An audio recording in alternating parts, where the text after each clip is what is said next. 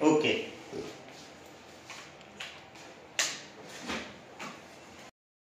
Sir काय सांगतो तेवढं नाही पण देणार आहे.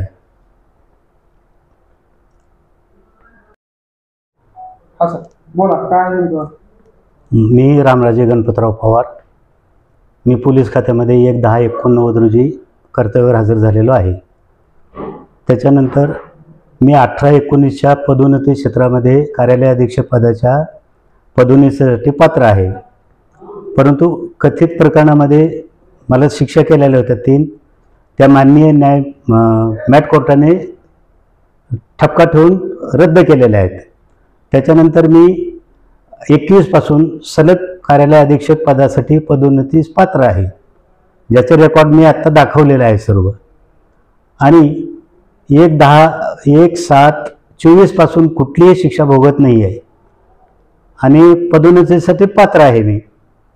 असं असताना DG ऑफिसमध्ये प्रवीण शिकरे, आशा घोसाळकर या लोकांनी माझं प्रकरण आजपर्यंत लावून धरलेलं नाही किंवा माझं बंद पाकिट जे ठेवलेलं आहे ते न उघडता मला पदोन्नतीपासून वंचित ठेवलेलं आहे. आणि उद्याच्या 31/3/25ला मी सेवानिवृत्त होत आहे. मला जर पदोन्नती दिली नाही कार्यालय अधीक्षक पदासाठीची तर मी 31/3/25 रोजी कुठेही आत्मदहन करणार आहे. नाही, याच्याबद्दल कळवलेलं नाही, पण मी तक्रारी अर्ज केलेले आहेत. माझं मोरबंद पाकिट उघडा आणि मला पदोन्नती द्या म्हणून असे 5 अर्ज दिलेले आहेत मी. पदोन्नती न दिल्यामुळं माझ्या पुढील आयुष्यात किमान 5,000 रुपये पेन्शन कमी मिळणार आहे.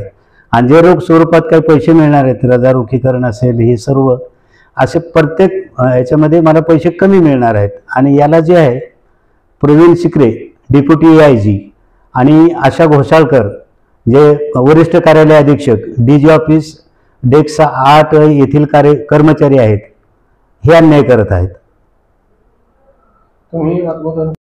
दिलेलं नाही पण देणार आहे.